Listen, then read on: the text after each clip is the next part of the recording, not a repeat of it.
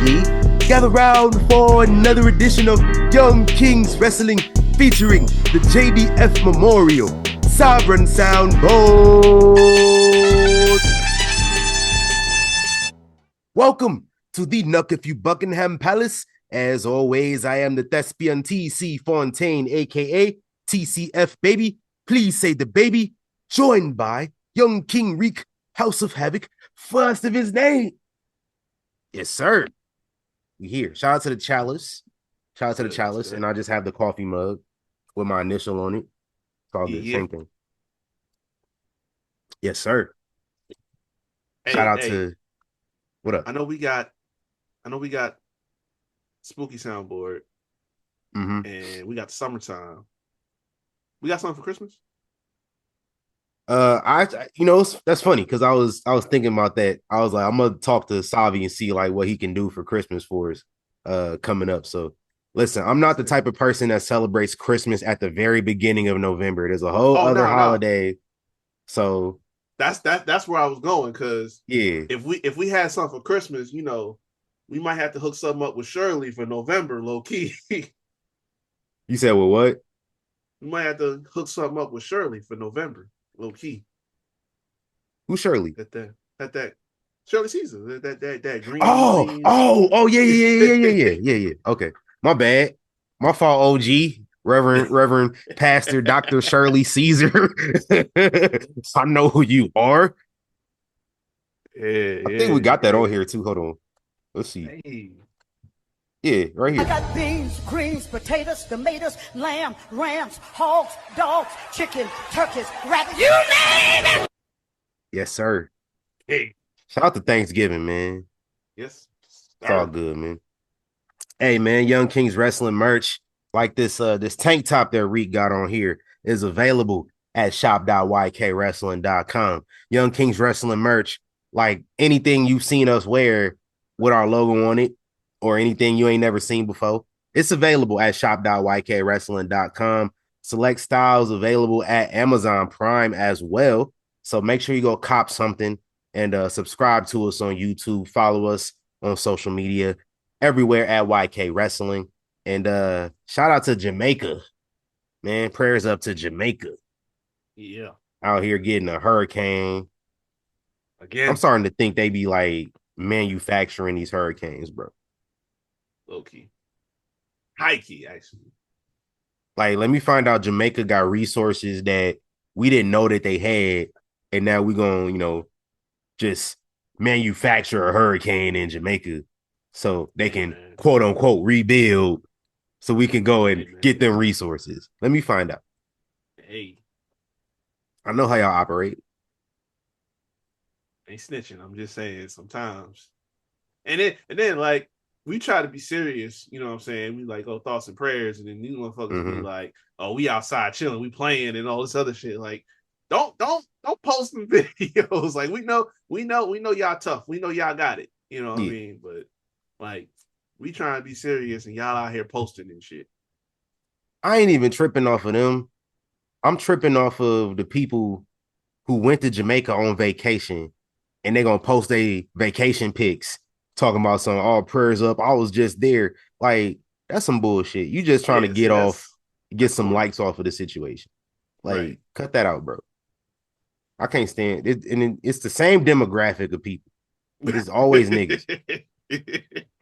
Like, I can't stand it, bro. I can't stand it. I don't know what the fuck is wrong with us. Man. And like, motherfuckers had the audacity to get mad at Chris Rock for the black people versus niggas joke from 30 years ago, but like that shit is relevant. Like it's true. Unfortunately, it's true. My only issue with it is like white people kind of got comfortable with that whole set, with that whole joke, usual. Which like y'all be tripping, but it's true though. It's probably something that should have been kept in-house, but Chris Rock was in-house at the time. Like, Chris Rock wasn't Chris Rock when he told that joke. So like, it was okay. Like, it just happened to slip out when Chris Rock became Chris Rock. I was watching Pootie Tang a couple days ago. That's my shit, bro. Like, y'all forget Pootie Tang was made by a white person. I forget Pootie Tang was made by a white person because, like, I always associated the character with Chris Rock because the character was on the Chris Rock show. But, like, I low key want to say the character was created by Louis C.K. because Louis C.K. wrote Pootie Tang. He directed Pootie Tang, the movie. Shout out to the Chris Rock show, though. Yeah. I used to watch that when I was like 6, 7 years old. For some reason, I was watching that shit. Shit was on HBO. I should not have been watching the Chris Rock show. I was, though. Man, listen. There was a lot of shit we shouldn't have been watching. I was about to say, bro.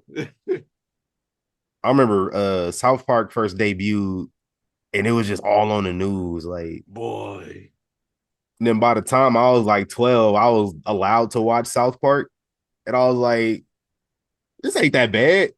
But then I watched the movie. Right. I watched the movie and I was like, hold on. Yeah. It's pretty bad. It just pissed me off. Like, you telling me it's a cartoon I can't watch? Like, right. What type of shit is this? Now I watched it, I'm like, all right, I see your point, but I'm gonna still watch it though. Right. It was watching South Park, Chappelle show. Shit, it was a couple episodes of Family Guy where I was just like, damn, I probably shouldn't be watching this. And this was on regular TV. Boy. But see, it's like Chappelle show too. Listen, as long as I was watching it with grown ups and shit, they didn't give a fuck. They was like, hey, yeah, anything as long as it ain't like over the top and shit, we don't care. It's good. It's funny shit. So you remember first episode, season 2 of Chappelle Show, and he had that skit, and I don't even remember what the skit was about. It was like a mock political type thing. This is an election year during that season. Oh, the and they draft? had no, not the racial draft. It was damn, I don't remember. But one thing I do remember, it was these 2 old teachers, and they was like having mock sex at a pep rally in front of the whole school just to teach sex education. Like, that one scene scarred me, and I was like, dang, I probably won't be able to ever watch this show again because of this one scene. and sure enough, it was a good like 3 weeks where I was not allowed to watch Chappelle Show until the Wayne Brady skit, which like I ain't gonna lie. I snuck that episode when it first aired. I was like, I loved Wayne Brady at the time. So like, you told me Wayne Brady is gonna be on the Chappelle Show, I'm tapped in. I don't care if I'm not supposed to watch it or not.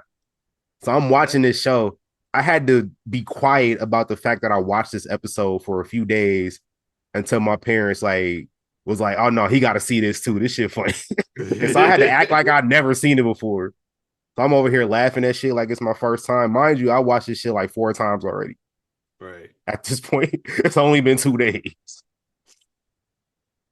Yeah, we was watching a bunch of shit we shouldn't have watched, man. Boy. Hey, me and my cousins watched that. They because we used to record everything.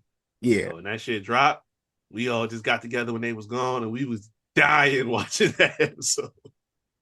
Dog, hearing Wayne Brady say nigga, I was like, yo. Boy. Hearing Wayne Brady cuss in general, I was just I ain't never heard Wayne this. I ain't never heard the blackness in Wayne like this before. Yeah. I'm like, yo. Because like Wayne Brady was one of the first people I was aware was a part of white America. Yeah. Like as a black person. Right. So I was okay with it because like some people I'll always be disappointed when they just like transition and they just kind of stop doing shit they was doing before.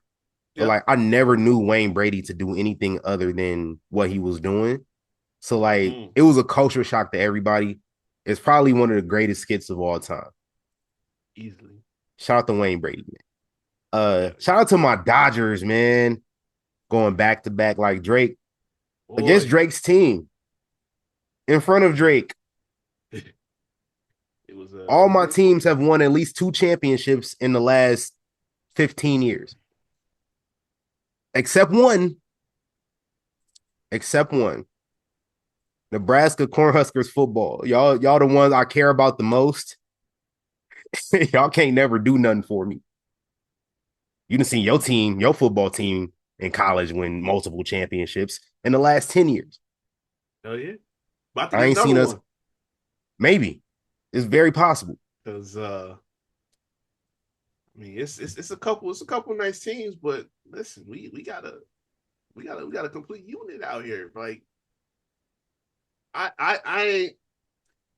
was a little skeptical when they said Matt Patricia was coming through, but as long as he running the defense, hey, keep him, pay that man. Hey, college defense might be where it's at for him, man. It clearly, because like we had some decent defenses, but like I ain't seen it looking like this since like Joey Bosa was over there for real. Well, Hey, both Bosas. that's crazy. Like Well, y'all got in the last 10 years, which y'all got 3 championships or just two? Two. It's 2. Yeah. The first. That's how many bowl playoff. games we've played in the same time span. Damn. Yes, bro. Not counting this year. We going to a bowl this year too, but like last year we went to a bowl, and the last bowl before that was 2016. It was 2017. Hey, we weren't bowl eligible in 2017, but we still went to a bowl because there weren't enough bowl eligible teams, and we was like, they had like some academic qualifier as a tiebreaker, and I guess we had the best academics out of everybody who wasn't eligible. Hey, some at least niggas is smart. We some coaches without jobs you might want to talk to. Yeah. Listen, it's a coach who don't got a job right now. And his school that he got fired from was linked to our coach. But then we gave our coach a big ass extension. He announced it on Pat McAfee. And then he lose to Lincoln Riley at the crib. Losing to Lincoln Riley at the crib is crazy. On prime time.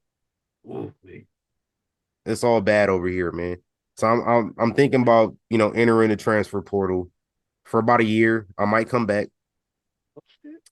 By a year, I mean the rest of this year. Our quarterback is out for the rest of the season. So like I don't really got, Anyway, let's talk about some wrestling, bro. Let's talk about Saturday night's main event. I was gonna say we got a seat over here, you know what I mean? Nah, I ain't fucking with y'all, bro. Fuck that. Listen, I ain't transferring to no Big Ten teams. Fuck all that. That's off the table. No Ohio State, no Michigan, nothing.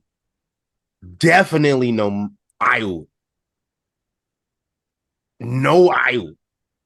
No Minnesota. No Wisconsin. Like, those 3 definitely not. But like, and then it's y'all Michigan. I don't fuck with y'all either. I don't fuck with them 2 schools either. So no Big Ten, no West Coast Big Ten teams, no East Coast Big Ten. I might go to Rutgers though, low key. If I go to any Big Ten team, it's Rutgers. They not good either, but at least they know they not good.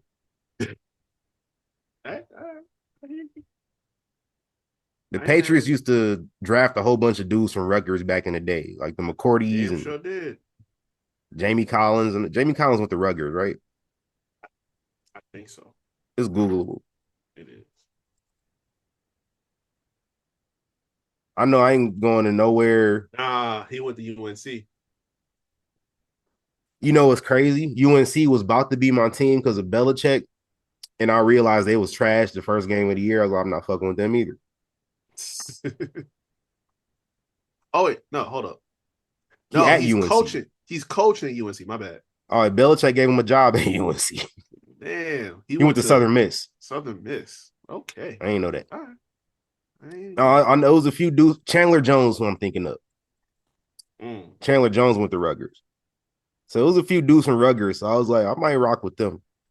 But low key, I might just be done with football for the rest of the year. Hey, my NFL team is good, so I might start just focusing on watching wrestling again. I haven't watched wrestling in like a month, like on a consistent basis. So I did not watch Saturday Night's Main Event. I'm watching it. It's on right now as we are recording. So let's talk about it. Okay. Because Cody won again, so like that made me not want to turn it on because I was watching Nebraska. Nebraska's playing on the same app that WWE is on. Priorities. My priorities is with Nebraska. I only had the phone. I was busy. I had no car for a whole week.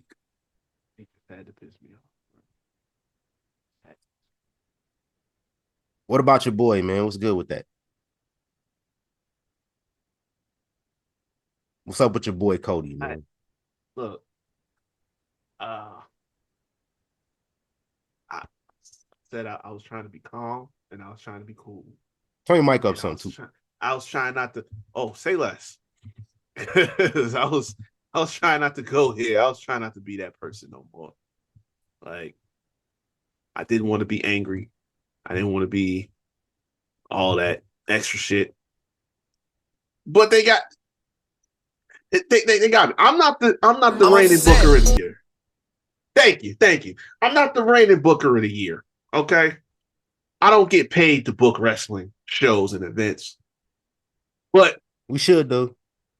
We should, one, but also I feel like it don't take that much to see what's right there in front of you. Sometimes what makes sense to do that's right there in front of you, you just do it. They ain't saying you gotta do it for a long period of time. They ain't saying you gotta like make a run of it. Just make a switch. Do something. Shake shit up. Number one, who did Drew piss off? Who is he had heat with? What is the issue? I'm gonna get into that in a second, but I need to know what that's about. Someone has to tell me what the benefit is of dragging this out. We watched him hold title from Mania to Mania last year. Now he got it at SummerSlam, and we just going and going, rematch after rematch after rematch with Drew McIntyre with the same result. Literally, this is the same finish that Kevin Owens had with Cody at Saturday Night's Main Event. The same old teasing, like, oh, he had to cheat to win, and all of a sudden, don't pump fake the heel turn when he's not going to be a heel. Let's just be straight up. Even though we know he did that shit. Looking at Jacob, we know he did that shit. Like, I refuse to be convinced otherwise. But don't pump fake when y'all not gonna pull that trigger. That's what I'm saying. Keep talking. I got something new. Something came to mind just now. Gotcha. But yeah, like I don't even want that out there, because if that's what you're keeping the title on him for, it don't make sense. But getting back to Drew, the reason this bothered me to this point was the fact that how long are we going to keep making Drew a punching bag? Because I'll go back to Mania 40. Yep. And I'll preface it by saying that he did it to himself because he started some shit. Mm-hmm. But right there, he beat Seth clean as a whistle, won the world title. And then, okay, Punk jumped him. And then you cashed it in because you had to cash in at some point with Priest. Okay, fine. But then you just keep on doing this thing where he's right at the title and you don't do it. Oh, he wants Money in the Bank. He tried to cash in. Punk screwed him over. You want to go back? We can go back to Wales, Clash at the Castle, when he faced Roman. Hey. That was 3 years ago. That's what started all of this, low-key. Was that 2022? Yeah. Drew was not a heel today if not for that moment. Yeah. That was really the catalyst for it. But yeah, it really started there. But it's like one moment after another. 2 clashes in a row, actually. There was clash in Wales and there was clash in Scotland. Because again, Punk came in there, they was beefing, okay, fine. But he had him right there at the title. This feud for a championship would have been dope. Like, not trying to like cut Priest's wings out from underneath him, or not like that with that run, but Punk and Punk and Drew for the world title would have been way crazier. They didn't need it, but it would have been dope. Well, okay, fine. Then we do that. He goes away after he lost the feud to Priest, which again, if you trying to build his stock up, fine. But this is the whole like always the bridesmaid, never the bride scenario. Like, how many times does Drew have to keep putting people over after he was one of the heroes of the pandemic? Like, Guy had to win a world title in front of nobody and hold Raw down on his back whilst Roman was taking SmackDown through the fucking roof. You had to make Raw watchable. Drew was doing that. So it's like at some point, can a brother get something? And this is three matches in a row with Cody? WrestlePalooza was a flop. Mm-hmm. There was no reason why you couldn't say, you know what, let's just revert course a little bit. We don't even got to make it a long thing. Let's just see what the reaction is. Y'all want to try shit every other time? Just see what'll happen. But this whole, Cody's, at being a little questionable with his action. He up here hitting Drew with the belt, which, I mean, we clearly see he's a villain. You know what I'm saying? We clearly see the shit that he's doing, but we just rewarding this shit. We rewarding the shaky behavior, right? Okay, that's whatever. I just want to know who Drew pissed off, because it don't make sense to me, bro. It don't make sense. Like, why did we not just do what makes sense? Like, I don't like to go and just harp on shit like this. I let it sit. That's how we get to these rants. I let shit sit because everybody wants to tell me let shit play out. I do that. So I will wait weeks and sometimes months. And when the same shit go, that's what I did with the tag team division. When I went off about that with SmackDown tag division, I let that shit go off. I've been letting this go off for a minute, and now it's just I can't be quiet no more. It pissed me off. I got mad. Now we here. It don't make sense. Yeah. I'm sorry. Shit, I wait years sometimes. I had to wait a whole year. Boy, I was told to wait a year for something that wasn't gonna happen. That could have happened the first time, involving the same subject, the same topic of discussion. Cody Rhodes. Fuck the money up. Yeah. And another thing, this is totally unrelated, but I see it all the time, and every time it irritates me. The Cody Rhodes is black thing, cut that shit out. Oh my god. As a white man from Atlanta, Georgia. Like, it was funny at first. It wasn't even funny the first time. I didn't laugh the first time they did it. Like, and I think people forget about why people were doing that. Like, I didn't think it was funny, but I kind of understood the joke about it. Yeah. Because, like, this dude cuts this whole promo about, oh, my daughter is going to be biracial.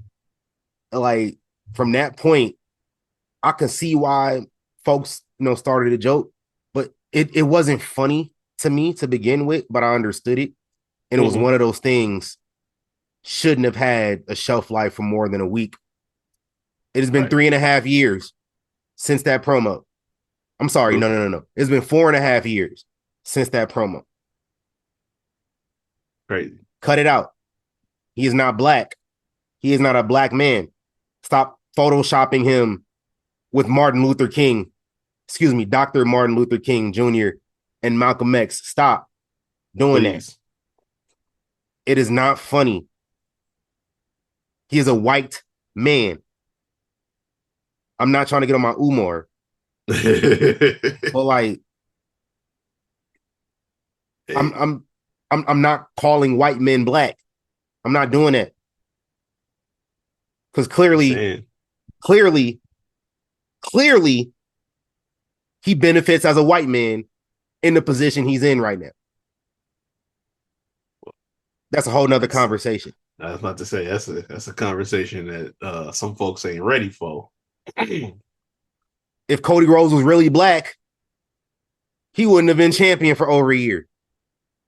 He wouldn't have been champion for how many months now? Has it been since WrestleMania 40? Oh, Jesus. Damn.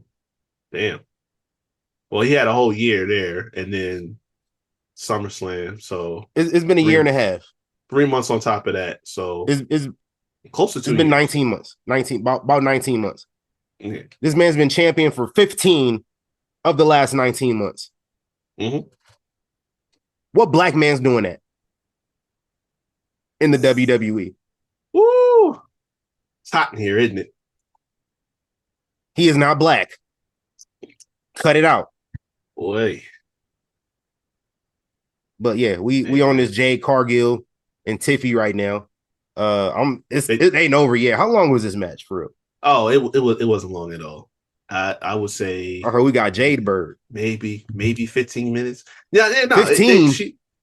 I don't even think it was that long.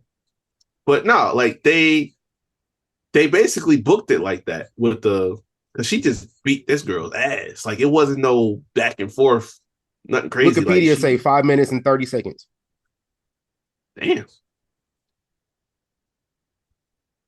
Well, I It's guess still that's on like right now. I'll say that's counting from when the bell ring and shit. That was quick. It was an ass beating as it should have been. And yeah, there's a lot of comparison to Goldberg. Like, but it wasn't like I don't know. I don't say it was in the same vein, but it was just like it was a dominating performance, and that's what people wanted to see when she first came in the door in the first place. But I understand if they kind of wanted to get some personality and kind of test the range a little bit, but also let her get in there, mix it up with some people before we start trying to take a specific direction with her. I mean, look, we got the best story we could get out of the situation with her, Bianca, Naomi, and we see what Naomi got out of it. Okay, now it's time to go full steam ahead with Jade. Now what we do next is really going to matter. Right. Like this is where the real work is going to start. Like we got here, this was inevitable, but we gotta really get the motion right after this. I'm looking at the roster. I mean, we got the obvious money with Bianca and Jade, but I wouldn't do that right now. Yeah. Oh no, that's a Mania low key. Yeah, high key. But we got Tiff still. She's out there. They don't got to end it right now. As much as they've gone against each other, and I'm kind of over it. We can still run that. Like, do Michin still be on TV? Sometimes, not enough, but sometimes. Yeah, we get Michin. I wouldn't mind Michin and Jade. Like, yeah, we still got Charlotte Flair. Like, I know she in the tag division, but like she can, step back into the singles role for a little bit. Especially like this version of Charlotte, that she gotta be like, hey yo, you kind of got things fucked up around here. like she could step up and be that veteran of the locker room, like just a whole different type of thing for Charlotte Flair. Like this could do wonders for both of them. That's another big four. Like if not Mania, definitely SummerSlam. Rumble, yeah. 2 queens. Yeah. In the kingdom. Like that makes sense. We can do that there. So yeah, we got some things for Jay. I don't see her having the title for too long, at least this time around. But yeah, I see her probably dropping it to Bianca at Mania. That gives her about 5-6 months. I think she'll be back. Because we still don't got no updates. Like I haven't heard nothing about a timeline, nothing at all.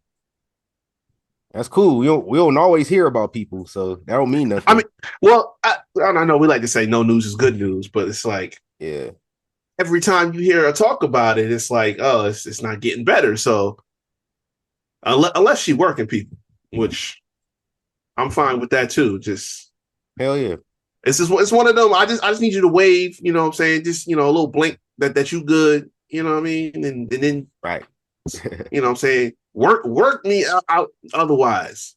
I need to know it's a positive work, you know what I mean? Like that's all. Nah, shout out to Jade Cargill though, man. It feels so good. That's right, man. Oh no, I think we still gonna keep Sweat around, but I think it's time we upgrade on another level. So let me run that back. Shout out to Jade Cargill.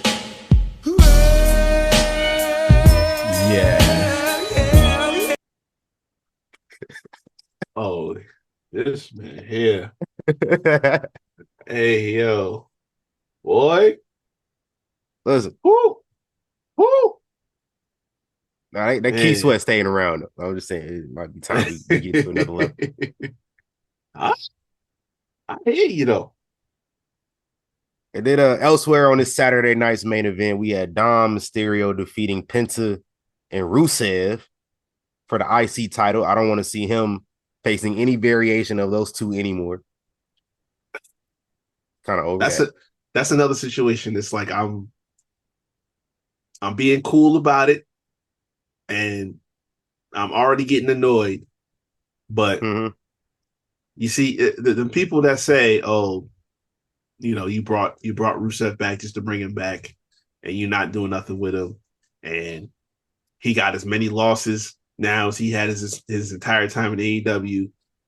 It ain't even about that for me. It's about the fact that this man took three. This is now like the third loss consecutively to Dom, and I understand Dom got pinned in this too. Yeah, he did. Oh hell no. And I understand that Dom is your long term, like you want that to keep going. I'm not mad about that part of it. Dom, one of two people under the age of 27 that's doing something. Right. That's what I'm saying. Like that's good. You got enough people complaining about the youth movement as it is. That's fine. More on that. Correct. But it's like, bruh, this dude is supposed to be built like a monster. That's like the whole allure of bringing him off of AEW, what he was doing over there. How you gonna just keep coming him taking L after L after L? If that's the case, don't book him in this match. Just make it Dom and Penta straight up. Because Penta can take it. Like Penta's been built to be over. Look at his presentation. Right. Like he's not going anywhere. Rusev flamed out because y'all couldn't make it work with him, even though he was getting over. But y'all didn't respond with the right booking. You making the same mistake. The presentation looks cool, but it's only gonna look cool for so long when he keep losing. Rusev wife was fucking on black dudes. That you've been dead in the water since then, bro. When they had that going on. Oh man. Hey. I will always maintain the Bobby Lashley and Lana wedding is one of my favorite segments of that time. But Montez Ford made it what it was. I'm sorry. Montez Ford was on Twitter with all of us. Man. He made it. But outside of the wedding between Lana and Lashley, like the rest of that shit was kind of like it didn't do anything for Rusev whatsoever. Like it was a negative for Rusev. Lashley just didn't do nothing. Like he didn't drop down. We were saying Lashley deserved better than this, and they kind of was able to move past it like very quickly. For Rusev, it wasn't no recovering with that. No, so ever since then, he goes to AEW. He's good there for like a year, if that. Like this motherfucker came in, he had a video game gimmick. He had a Twitch streamer gimmick at first. He did. Because that's what he was doing in real life. Like he was streaming on Twitch. Like, that's cool. Yep. But like once he did the Redeemer shit, that was my favorite thing in AEW. And I don't even remember if I was watching the weekly show, but I definitely was keeping up with dudes that I like. I'm about to say, like, I tapped in for that. Because that was cold. That shit was funny, bro. Like, bro, I don't remember who Rusev was facing, but the motherfucker kicked out at 2. And then he just start praying. He's like, why, God? It should have been you. Like it's like little shit like that. Like, man, it does things for guys, bro. Like, right. So like I don't understand why Rusev just kind of fell off from that. And then he comes back to the WWE and I don't care. Right. I haven't cared. He facing Sheamus. Y'all know I like the, hold on, let me find it before I go and say. I don't like saying shit that I got on the soundboard. Yeah, you know. Y'all know that I'm down with this. Big meaty man slapping me. And Rusev and Sheamus, I did not care. I did not care about the meat bumping. It's all bad. I would have, but it was just like it didn't feel like we were going anywhere after it. Yeah. That was the problem. And again, it's that same kind of issue. Like this has come up before when you talk about like when Bray Wyatt was coming up, right? Mm-hmm. Your presentation is there, and then your promos would be hitting, and it's like you're presenting this threat, you're presenting this big character. Essentially, you're presenting this someone that on paper should be it's somebody that nobody can fuck with. Like he can get with the top guys and cause a problem. That was the presentation. That was the vibe and the promos. But then he would lose the big matches. You're doing the same thing with Rusev. Because his promos be, menacing. He's already he came in as a monster all from NXT and went on the undefeated streak. That was good. And then we dropped that presentation. We got into the Rusev Day thing, which got over, but hey, you forget that little time period they had this dude in the League of Nations. We didn't care about that. I was about to say I bring that up for a reason because I wasn't co-signing with that. That shit was stupid to me. League of Nations would have been cool without Alberto. Like that was low. There's always one nigga holding shit down on like in a negative way, and that was him. That was Alberto in there. Because I fuck with Wade, I fuck with Sheamus a little bit at the time, and Rusev, I fuck with Rusev. Alberto made me not care. I said they low key stole that off one of the video games because I know there was a video game where they had a bunch of people with like the European title and the Intercontinental title and all that other shit. But yeah, no, that didn't do nothing for me. And then we talked about the whole thing with the wife and everything like that. Mind you, that was the second time. That's the second time he got cut. We forgot about Dolph 10 years ago. Yeah, that was another one. So it's wasn't Enzo trying to get up on that too? I think so. I remember Enzo and Rusev had a little program, but I didn't know. I don't remember the context behind it. Yeah. So it's like doing that twice is emasculating, and you can't do that to a dude that you built in as a monster heel, basically. That's my thing. But nah, man. Like, I wouldn't have put Rusev in this match if that was the case, unless he's going in there to win. Or he don't got to take the pin. Apparently, he took the pin. He don't got to do that. Yeah. Like, that's what triple threat matches are for, to protect certain people. Why are we protecting Penta over Rusev in this situation? Versus Dom Mysterio? Like, I'm saying, man. And I wasn't tripping the way Dom beat Rusev on Raw the last two times. He cheated to win. Right. On some Eddie stuff. Like, that's his character. I get it. Guys like Rusev, that's a way to protect them in a loss. But what's the point of having a triple threat if he gonna take the L straight up? That's what I'm saying. That's what I'm saying. Anyway, let's do this one and move on. In the main event, CM Punk defeats Jey Uso for the vacant World Heavyweight Championship. Shout out to CM Punk, becoming the first person in WWE history to win both iterations of the World Heavyweight title multiple times. Nobody else has done that. Only other person is vacant. That's it. Well, shout out to CM Punk, man. No doubt. I mean, they was trying to clown this match, but like they gonna clown anything Jey Uso do. Bro. And people from AEW gonna clown anything CM Punk says or does. So like I have to watch this match to get an opinion on it. I don't take anything that people say about those two wrestlers I take it with a grain of salt. You have to. And this is my thing, right? And I tweeted this last night. Because you'll see it. Honestly, we're not talking about no 5-star classic or nothing like that. I didn't think it was going to go as long as it did. It was better than it had any right to be. And that's a tribute to both guys at the end of the day. Y'all say all the time, y'all go with the moniker, he's the best in the world. Okay, cool. Jey Uso went in there and with the whole, let me see what the fuck the time was. Because it had to be like 20 minutes or some shit like that.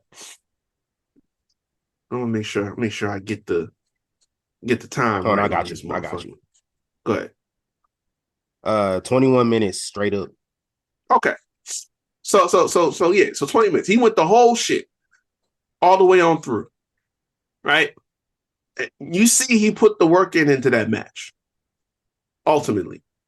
And y'all can say all up and down, oh, he ain't good and he ain't this, he ain't that. I don't want to hear it no more, bro. I don't want to hear it no more. Some of the people that y'all we've talked about this before. Some of the people that y'all want cake for in the hardest of ways, despite the legitimate Page.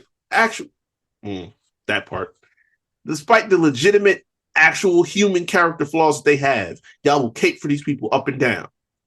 When they don't, I don't think he got no human character flaws, but like he just ain't good. Like he not good, but like he not on the level of these guys that we talking about. I'm about to say he hang out with the dickheads. I don't got nothing for him. Yeah. But like, we talk about some character flaws. We can talk about them. Yeah, but then they some other ones too. What is their moveset? What do they do besides jump all over the place? Super kicks. And y'all pop for that. So it's like I don't want to hear no more of that. How dare Jey Uso do super kicks all through his match when everybody y'all like do super kicks all through their matches? What's the difference? It's only okay in this other company, or it's only okay in Japan. It's only okay when they do it over there. But oh my God, I do it. This guy who's been in wrestling for 20 years, 20 plus years. Who, Jay? Yeah. Wrestling altogether, probably like 17. Yeah. Yeah. So just about 2 decades. God forbid that guy does it. Right. Right. Mind you, they low key, they had been doing it. WrestleMania main eventer, by the way. That part. Royal Rumble winner. World champion. He got Triple Crown. No, he don't. He got the IC. He got IC. He did. Tag team, World Heavyweight. Yeah. Got Triple Crown. He might have had a Grand Slam. It's Googleable. Hold on. Do we? I don't think this current world title counts for the Grand Slam just yet though. Or the Triple Crown. But let me go Google it though. Probably. It might not, but that's fine. I ain't tripping off that. It should. But it's think. But it's like my point is a person with that resume, right? Plenty of people don't have that resume, and y'all lap it up whenever they do the stupidest shit. But because he does spam super kick and spam the splash and all this other shit, like, bro, cut it out, please. We got the video up already about the way y'all act when it comes to Jey Uso. It's disgusting. It really is. But I'm not hearing no more Jey Uso slander from this point forward. He did 20 minutes with one Bill Phil and killed that shit. Like, it was better than had any right to be. They should most definitely be counting the current world title under the Triple Crown. Because the original, as we know, the original one has not existed in over 12 years.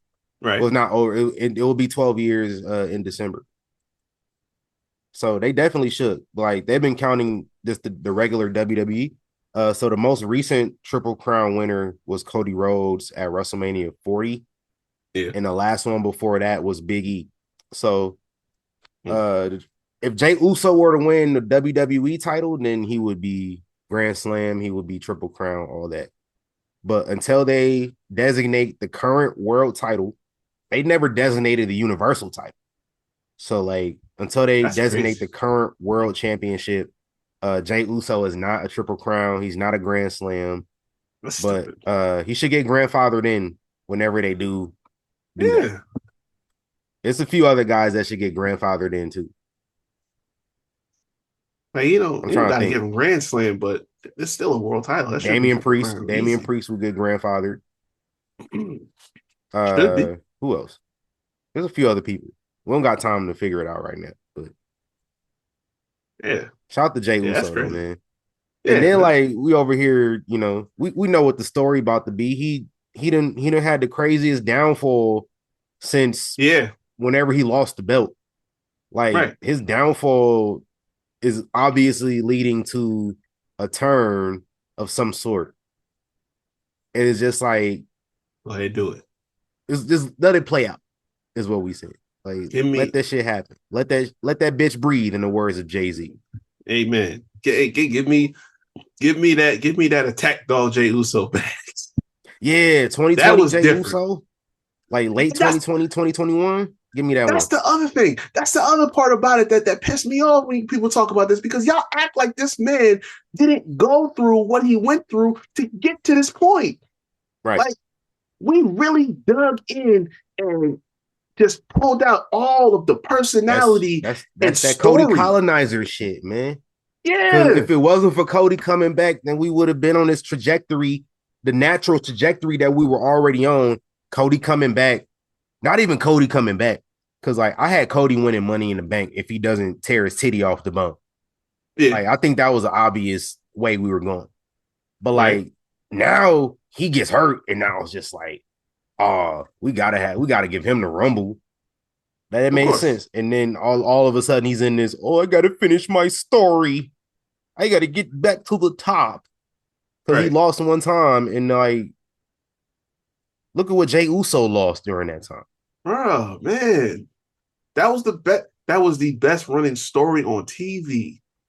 Because how do you sit back and create the scenario where this man who is a twin has to separate himself as not just from his brother, but as a singles guy out of a tag team, and really truly genuinely develop on a level in front of no fans first. Right. It started off in the pandemic in front of no fans. You built that, and then you took it to a place where, okay, the Usos got back together. They went on the record-setting run with the tag teams, but then they split because Jay was like, "Hey, I'm enough for this. I'm done with it." And then we just started going from there. Like, you just naturally connected. That was built over 4 years. And now we Like, confused why he always in this spot. I That's don't what get y'all. I thought we I wanted don't get it. long-term storytelling. I thought we Yeah, I wanted don't get it. that. I don't get Like, it. yeah. I It's don't all get good y'all. though. It's all good though. Uh more on these things as they, develop. But yeah. I'm baffled a lot of the times, but like again, I don't watch It's enough of the wrestling nowadays, right. and I don't Well, I don't really be in tune with the discourse as much. I But I try do not see to. things and I just be like, what's wrong with you niggas? Like I had to ask what's wrong with you niggas on another thing. I got that on my notes, but let me get this other Uh-oh. stuff out the way. Uh-oh. This week in wrestling history, happy birthday to NXT Women's Champion Tatum Paxley. Happy birthday to another former women's champion, Harvey Whippleman. True story. Mm-hmm. Yeah, we had a male women's champion at one point in time. It Uh, happened. young Queen Charmel, happy birthday. Happy Royalist birthday to the Queen. Yes. Bobby Fish. Exactly, no pop. Happy birthday to MVP. Old ass nigga. Happy birthday to MVP, Christy Hemme. Paul Orndorff would have turned 76. We brought him up a few weeks back, but happy birthday to Cliff Compton, aka Domino from Deuce and Domino, who I Mm-hmm. found out lives in Las Vegas. And so we're gonna have to run into him one day. Yeah. Edge Cope, happy birthday to you, old ass boy. Boy, 52. Yo. Only 52 that we acknowledge around here. Yeah. Hey, Happy birthday might to see him. Might see him pop up somewhere else. what you mean? We got some. Well, we don't talk about that because that's Okay. in the rumors and all that. Okay. Story. Oh Lord. Happy birthday this past week to Bobby the Brain Heenan, who would have turned 81. Fred Rosser, aka FKA Darren Young, former tag team champion in the Nexus. And Nice. Samir Singh of the Bollywood Boys. Y'all remember him? I don't remember which one he was. I don't know. He the one that took that crazy bump on the table. I think it was. Yeah. It was one of them. Obviously, it was one of them. But and then Samir took that. Where Randy turned around and made that face. Randy was like, "Oh shit, my bad." My fault, Hey. OG. And then last but not least, happy birthday to a Vegas legend, Eli Drake, LA Knight. Yeah. Yeah. Shout out to him, man. I was at FSW this weekend, shooting a show for this new league out here that just launched this year. It's I don't know what to call it. It's a fight league. They do boxing, they do like MMA and shit. Oh, okay. It's not licensed, but they still pay the fighters though. But it's called Made Fight League, and they had their first show a few months ago, and then they brought your boy on board to do photos for their show they did on Halloween. And so I'm up in FSW, and like Eli Drake, LA Knight's face is like all over the wall at FSW because like he used to wrestle there, former FSW champion. But like I didn't realize he was there wrestling under his shoot name at one point in time.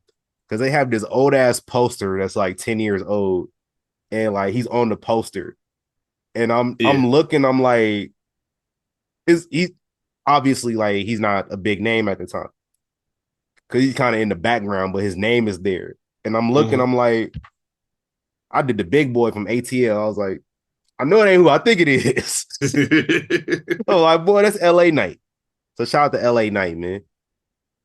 Yeah. And now I got to thinking, like, who the biggest name to come out of Vegas? It got to be LA Knight.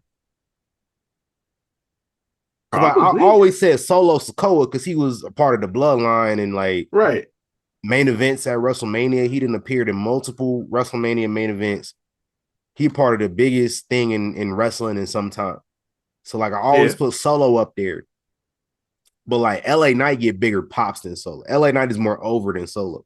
Right. So it's like it's between those two. And then I put Cross at number 3. I mean, and technically, like, didn't Eli win a world title in Impact? He did. Yeah. So I mean, off the strength of that, I'd probably have to put him over Solo. When Solo start like racking up, the hardware, then I'll be like, all right, we might talk about it. But me and Malik met both of them guys the same weekend at Starcast, and we seen Eli Drake like I want to say he was at the Starbucks because like the Starbucks was right there, but I don't know if he was or if he was just like chilling outside. Yeah. And then like we always talk about how we got pressed by the Samoans. Boy. Woo! Hey, Malik said he got like footage from that day. So like he said Jacob was back there, Solo was there. I ain't seen it yet though. Like he still ain't passed it along. So I'm gonna need him to get that to your boy. But hey man. That was a fun time. Boy. That was a fun time, but you know what it wasn't? It wasn't a hard time, daddy. Because this week in 1985, Dusty Rhodes cut that famous Hard Times promo, which ironically was not the best promo on our promo madness. You know what else wasn't? I ain't gonna get into it. We ain't gonna talk about it. Hey, bringing up old shit. I'm still in the middle of the episode. I don't remember what won.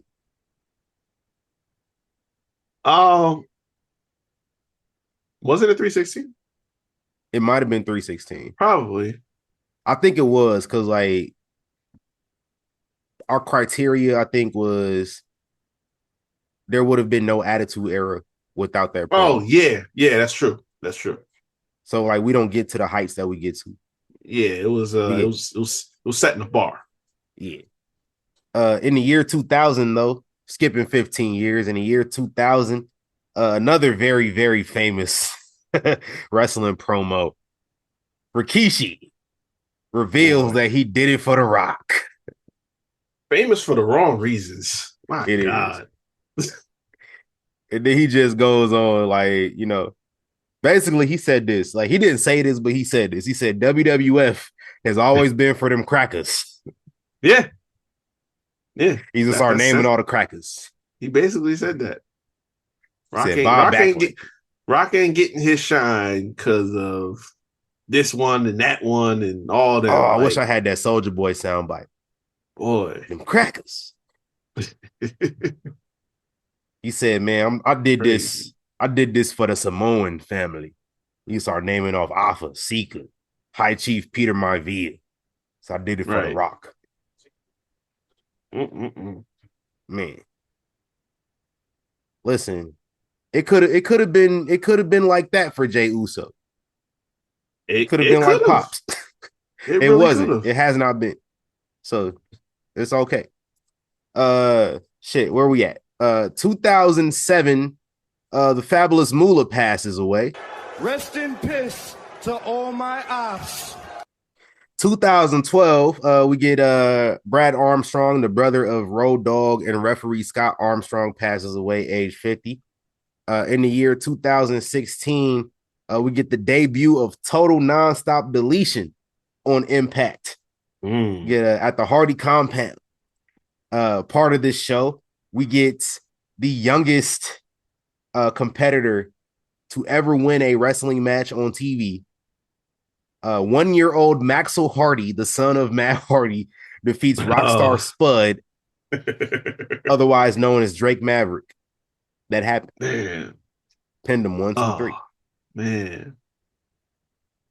Yeah, TNA was like this is kind of like how when people say how they survived all this time, like just little shit like that. Like you go off on a limb and do something crazy, throw something at the wall, see if it's stick, and it'd be entertaining. Like stuff like that It went is how viral.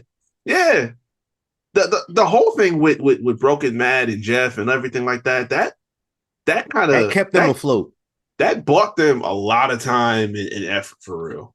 Yeah, because like there was a time period they did not have a TV deal. Yep. I think actually hold on, let me go Google this.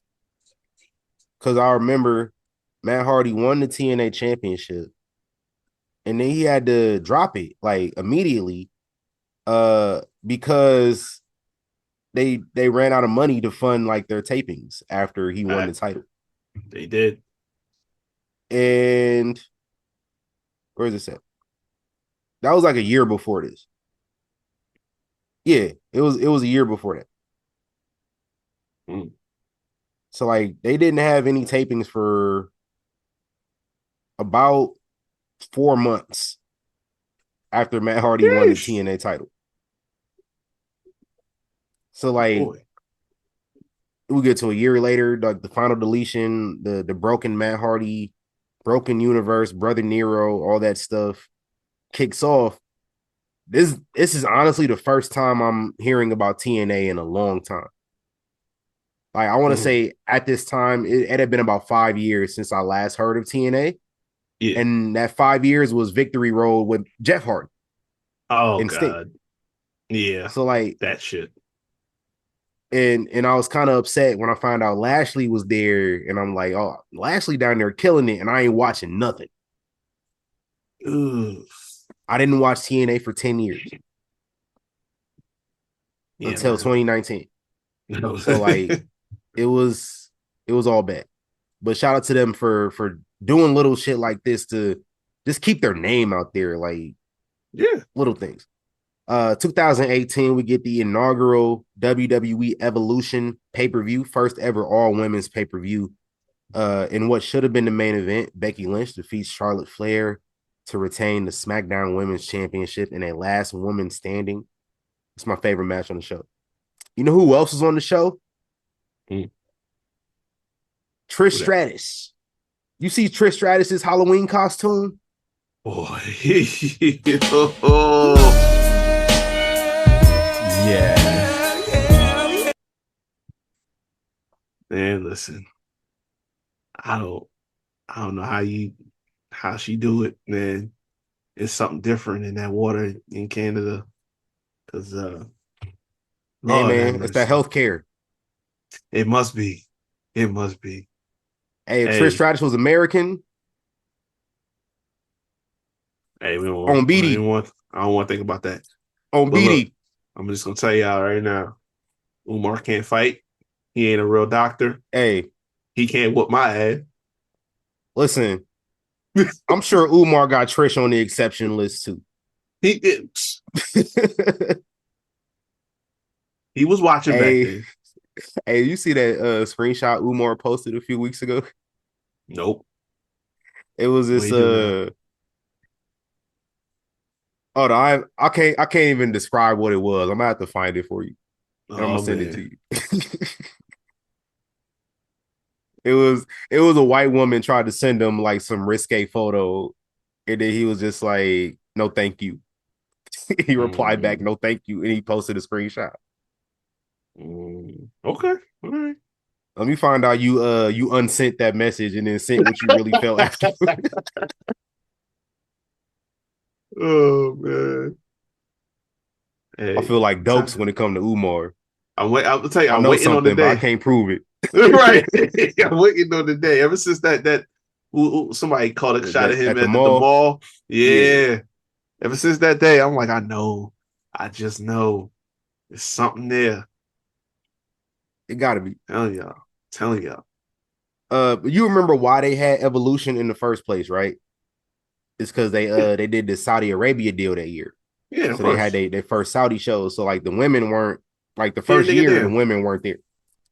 So Mm-hmm. like we had a Crown Jewel was the same week as Yep. Evolution. And that was from Riyadh. Brock Lesnar won the vacant Universal title. Roman had to vacate the title because of the leukemia. Yeah. That was cool. And then Shane McMahon wins the Best in the World tournament because the Miz got hurt and he couldn't compete in the final. Uh, You don't know about who hard was it? times, Daddy. Hard times are when you want to watch your favorite wrestling show and you got to deal with some bullshit on the show. That's hard times, Daddy. Can't, bro. Cannot. But like we had That's no other options at the time. Like niggas wasn't watching TNA. I wasn't. I didn't know. I didn't even know about no MLW at the time. right.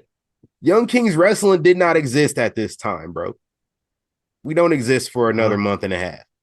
did it. So I don't even think I had started podcasting at all yet at this point. I no, was me and just Malik had watching. another podcast at this time, with my guy David. That we tried to be like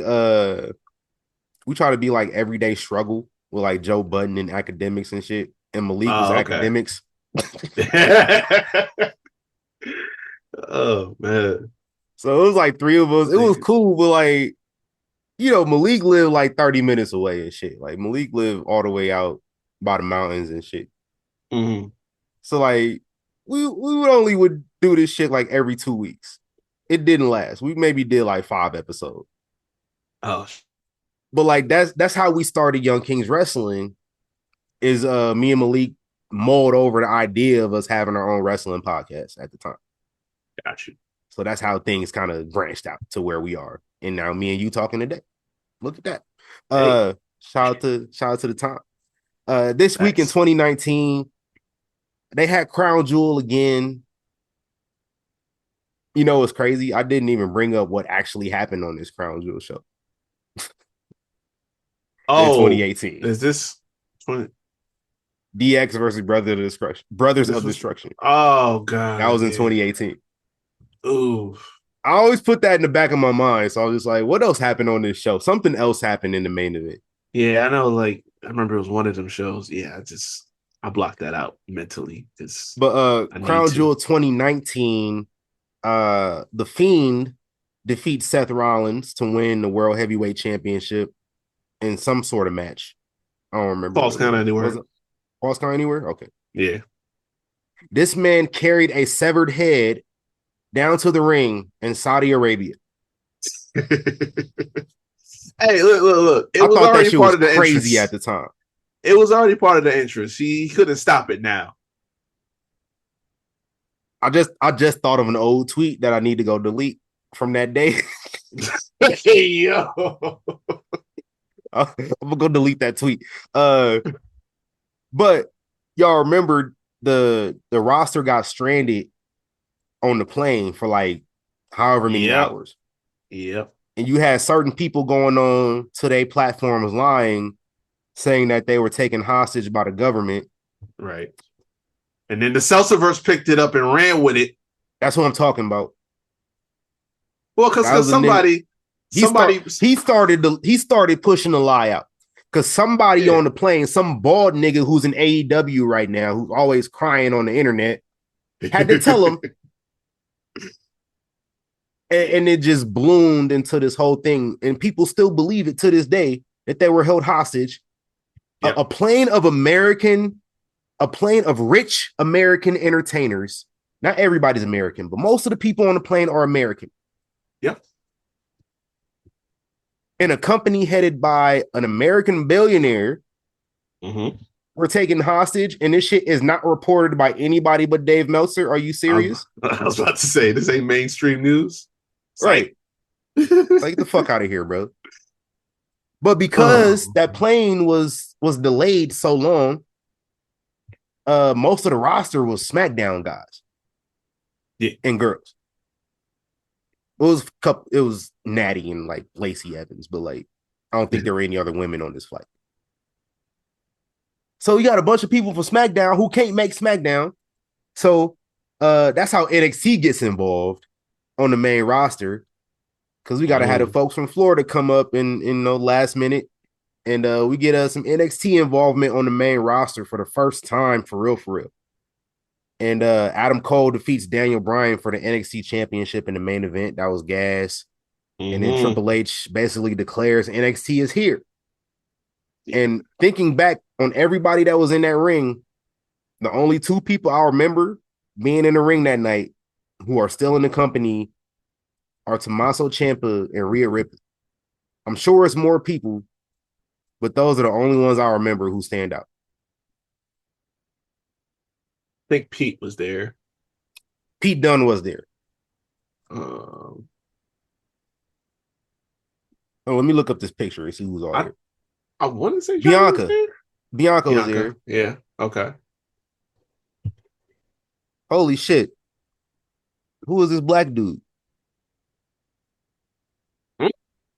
There's a black dude with locks. Is that 52? No. It's gotta be 52.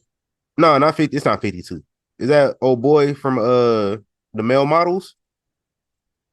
Oh, Marseille? But he looks short from this angle though. So I don't know who this nigga is. No, Pat McAfee was there. Holy shit. That's crazy. Yeah, and that's old boy from the Latino World Order was there too. Cruz del Toro. And that's it though. We got Keith Lee here. We got Leo Rush. We got Shayna Baszler, Roddy Strong. The only people who are still around are Rhea Ripley, Bianca, Tommaso Ciampa, and Cruz del Toro. If you want to count Pat McAfee, I'll count him too. I'm about to say that's one of them appearance bases. Right. Shout out to Pat.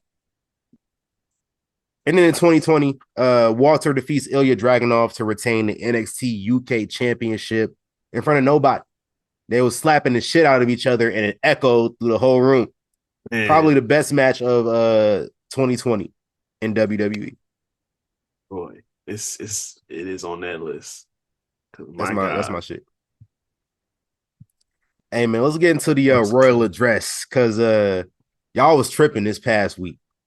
Because we talked about last week, they was posting niggas' feet. Ugh. They was in the chat room showing feet. Y'all nasty asses. Come to find out, it was shoes. And, you know, once they showed them orthopedic shoes, I was like, that's CM Punk or Brock Lesnar. Come to find out, it was both of them niggas.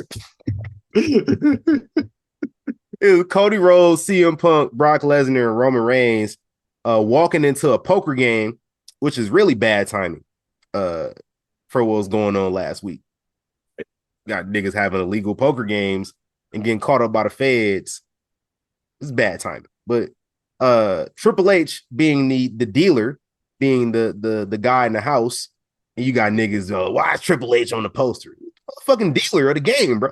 Like, he's a promoter. The promoter can't be on a promotion? That I heard somebody say that. Oh, Why is Triple H the guy who runs the company on the promotion? Vince is on like 2 or 3 different Mania posters, bro. Right. Like, cut And it then out. people be like, oh, but Vince was in the storyline. Like, Vince was not in the storyline leading up to the Royal Rumble. Like, leading into the Rumble, at the Rumble was when his storyline started. But like, he wasn't really in the story before the Rumble.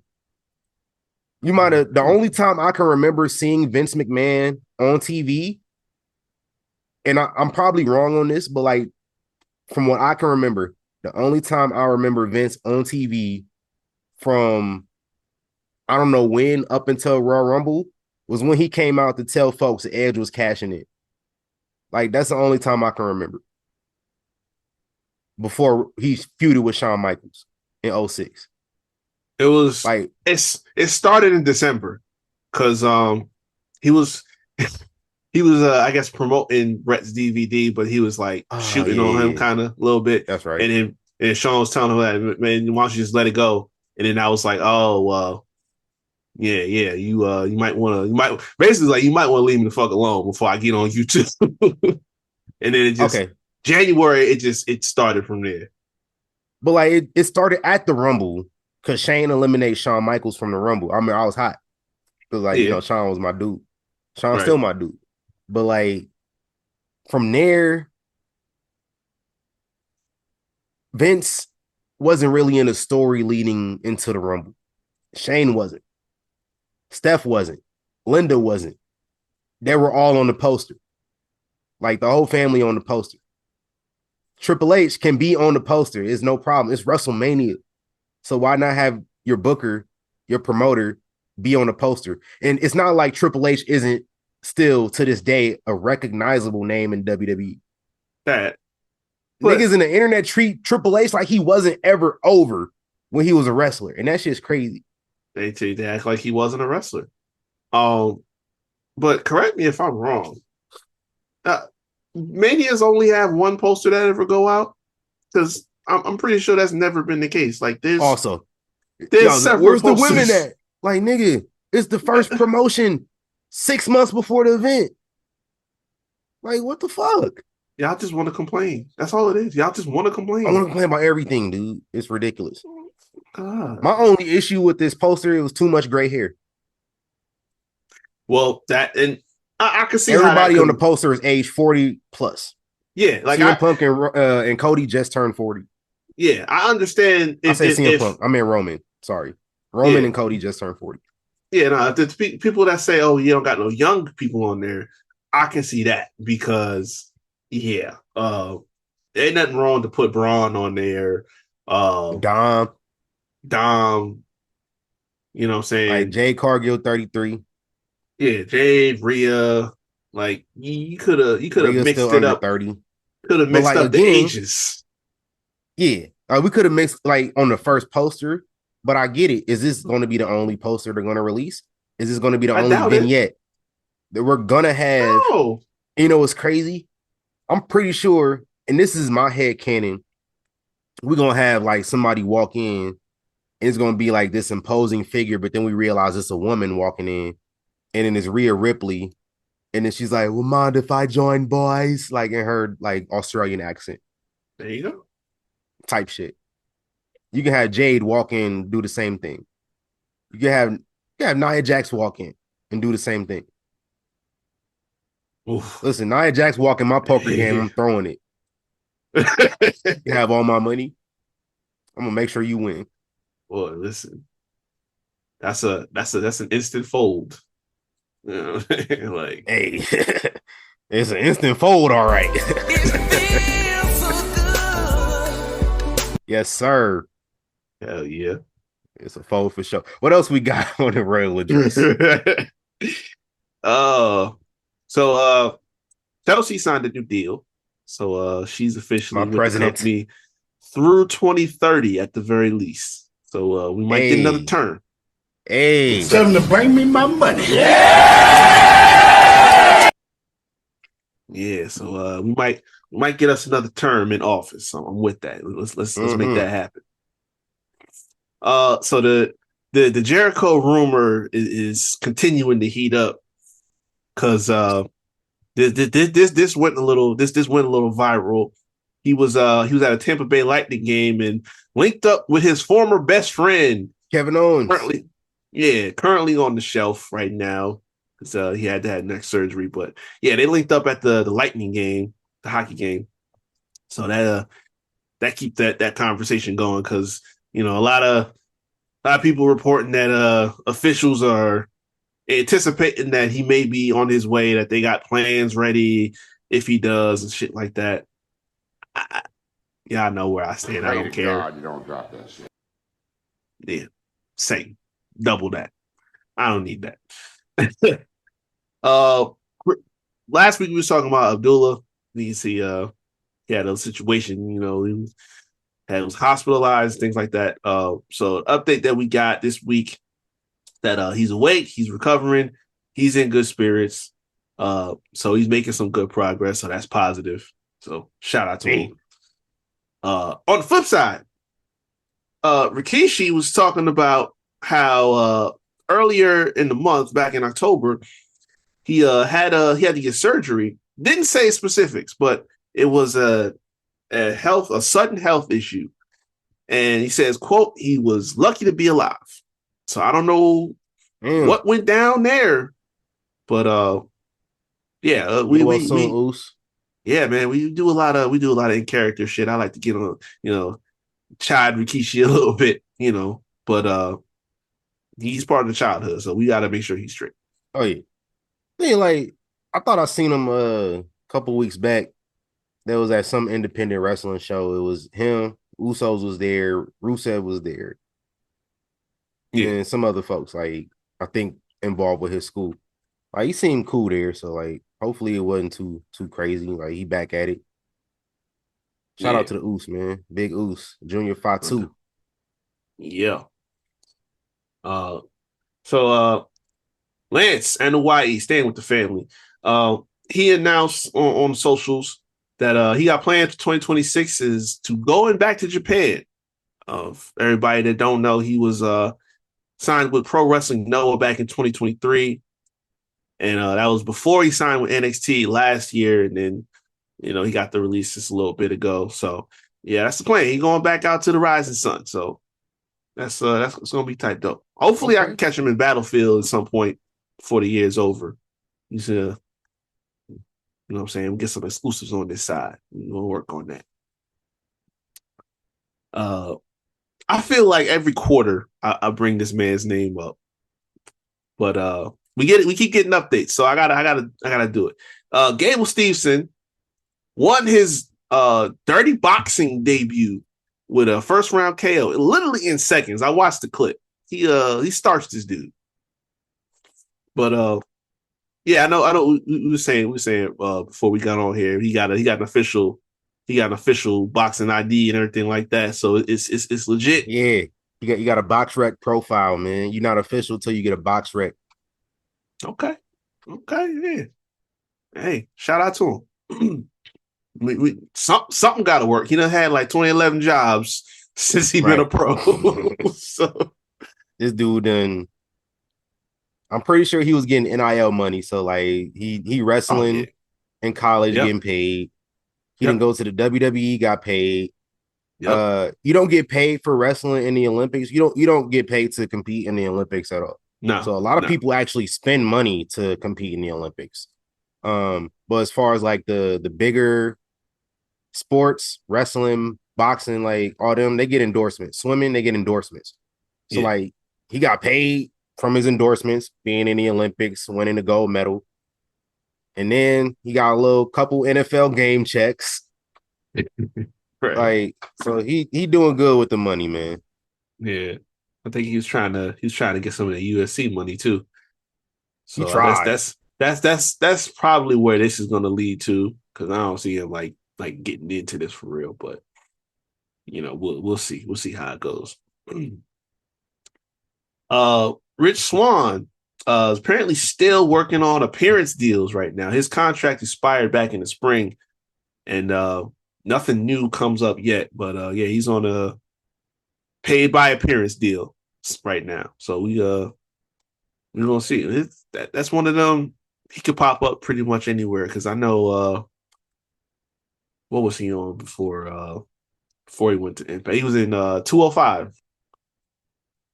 Yeah, Yeah, he I was met him. I met him out here. yeah, I yeah. met him a couple times out here, but like when he was in 205, I want to say it was 20. Yeah, it was 2017. It was a day. It was a day on SmackDown when Kevin Owens attacked Vince McMahon, Mm-hmm. and so I live like not that far from the arena. The arena was on campus at UNLV. Yeah, So like I'm just gonna walk home, right? So I'm just walking home from the show, and I yeah. see all the fans is like crowded up in this one area. So I'm just like, oh, this must be where they come out at. So I camped up over there too. I'm not in no rush to get home. And like everybody, that's where everybody came out. And Randy Orton was in his SUV. He rolled the window down and waved to everybody. Yeah. Ironically, this is before she even got signed, before she was even an enemy of the state.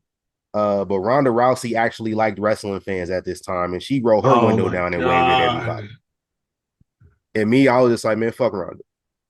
Yeah, I kept her off of this list because I I didn't seen she want to said talk some about it. shit. Yeah, Fuck it's Ronda. it's, it's sad. It's really sad. Yeah. But like and then you had the 205 live guys. They were the ones actually interacting with people. So like Rich Swan comes out there, like took a selfie with Rich Swan. Like I had to slide in my phone up under the gate and he took the picture. And then did the same thing with TJP.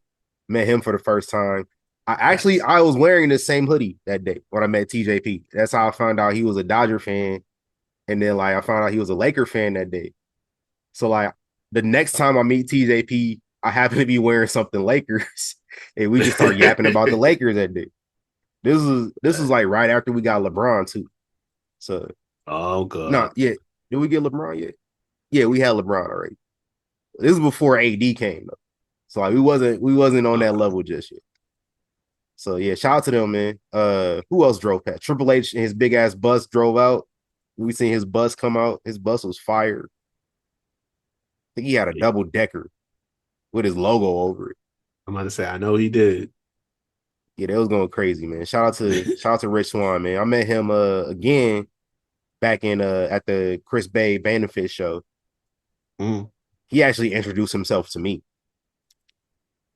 Yeah, I okay. didn't realize it was Rich Swan until after he introduced himself. I'm like, oh shit, that's Rich Swan. He cut his hair off. So Right. now he unrecognizable. Yeah, he caught everybody for a loop when he cut them locks off. Like, yay. And then he was just like, man, he was like, man, my hairline, man, I had to let it go. It's like, yeah, your hairline was looking rough. I'm glad you had some awareness because like that shit Facts. was looking crazy. Shout out to Rich Swan. That's my guy. Facts. What else we got? Seth Rollins made it official. He had surgery. He's going to be out 6 months. He will be missing WrestleMania. Damn. Boy, boy, oh boy. That's what they want us to think. Well, yeah, that too, because it's Seth, unfortunately, yeah, and I don't trust it. I hate that because it's like I want to be able to take that shit serious. When it's like you got a real injury, I want to be able to say like, okay, I hope he's all right. And the whole time, this motherfucker be like, this might be a little tweaking, a little something, something. I should be back in like 2 months. Like, I want to keep doing that. You know what I'm saying? But this is where we at. Same thing with the knee over Yeah. the summer. Like, and that whole he wasn't even hurt at all. That was just a work, like nasty work. Cap, that's cap. Totally cap. That means lie. Yeah, so we'll say TBD for right now. Yeah. But that's what he's saying. He do got the sling on, so it is fresh. So we'll see. Shout out to Sherilyn Guerrero, officially beginning her wrestling journey. The daughter of Eddie Guerrero is joining Booker T's Reality of Wrestling. Shout out to them. Side note, I just thought of that. I forgot to put it down. Shout out to our guy, Eli Knight, getting the real ID nod. I forgot to note that too. Shout out to him. Shout out to Culture Young Inc. Kings Wrestling alum. Yes, sir. Hell yeah. You know what time it is. That boy moving on up. I was gonna say if it didn't happen before the end of the calendar year, something went wrong. So Yeah. like it caught me by surprise. All of a sudden he on Tubi. So that's Eli Drake on Tubi. That's my guy Ice Williams. He be on Tubi sometimes. I don't watch it, so I don't know how often Ice Williams be on it. But Yeah. shout out to them, man. Shout out to my guys, man. Shout out to Culture Inc. Yes, sir. Shout out to Eli, man. He be putting in work, man. He be training at the dungeon with Natty and Mm-hmm. TJ all the time. And I found Yeah. out Natty was talking about Ilya was down there and had everybody stepping their game up. Cause she said Ilya was wrestling like it was WrestleMania and he was in there training. Let's go, man. So like we found out that Eli was down there with Ilya going crazy. Well, let me tell you something too. I don't know. You probably didn't see SmackDown, but I did not. that him and Frazier. I done talking to y'all about Frazier, Ain't all been cold, bro. and I'm saying between the ropes, they did last on Friday night was some premium gas. Like I'm gonna check that out. we turned back up with the US Open Challenge shit, like for sure. But I think Ilya got this shit in another gear. Like Hey, Sammy, Ilya, we know Sammy can work with people and put on some bangers, but this shit that Ilya doing right now is Ilya need a feud though. He do. Cause like the Open Challenge works with the John Cena's and it works with the Sami Zayns because those are fan favorite guys. Like Ilya's not a fan favorite on the level of John Cena or Sami Zayn. And that's nothing against him. That's just obvious facts. He is not Sammy, he's not John Cena. That's true. But like he need to get to that level. But like just doing open challenge matches, I don't think is going to get him to that level. Like we know John Cena's personality. That's why folks, we all fell in love with John Cena the last 23 years. Mm-hmm. People love Sami Zayn's personality. That's why y'all fell in love with Sami Zayn over the last 10 years. That's why y'all fell in love with him, not me. Yo. But I understand why. Like I think Ilya, we might he need something to folks to really get behind him for real. Because right now, I told y'all the reason why Ilya he can't fight. So, yeah, we found out about that. Oof. But that's not helping me get behind the idea of Ilya Dragunov knowing he can't fight. Yeah, we might be headed for that first feud because Tama Tonga had his hands on that belt after the match. So yeah. We moving. That's gonna be fire though. And the Jaguars won. It's crazy. Damn. At one point in overtime. It was dragging ass in that match. I can't with them. Hey, they started putting up points though, all of a sudden. Yeah. This shit was 30-29. Crazy work. Out of nowhere. All right. So every now and then we gotta put some people in check. And this is one of them situations. So Mike Rotunda, also known as IRS. Mm-hmm. The rumor went around courtesy of Barry Windham and who else was it? Leilani Kai. Leilani Kai, yeah. The rumor went out that he was in hospice. Well, put a long, lengthy post about it. Had everybody clutching pearls, like, oh my God, what's going on? Yeah. So his daughter had to go out publicly and set the record straight. Mike Rotunda is not in hospice care. He did, however, suffer a heart attack in September. He has been in a rehabilitation center recovering from that. So all the thoughts and prayers and wishes are accepted and we appreciate them. But let's get this right. He is not in hospice care. He's just recovering. So y'all need to chill. Because guess what? Just the warning right now. Yeah, I seen the clip of Barry up there. He crying and shit like that, talking about he in hospice care. Like, dog, why would you say that if you don't have the facts for it? Yeah. And then like I seen it from Leilani Kai. And then I'm just like, this if you follow Leilani Kai, she's really like You ever follow old people on social media in general? Yeah. Like when I say old people, I mean like the age of a grandparent. Mm-hmm. Like they'll go really in depth on things. Oh yeah. And they go in depth on things even if they're not informed fully on said things. And that's what Leilani Cox post was. It was just full on like, oh, this is my dear friend. Like she posted a picture. They was just at a WWE event a few months ago.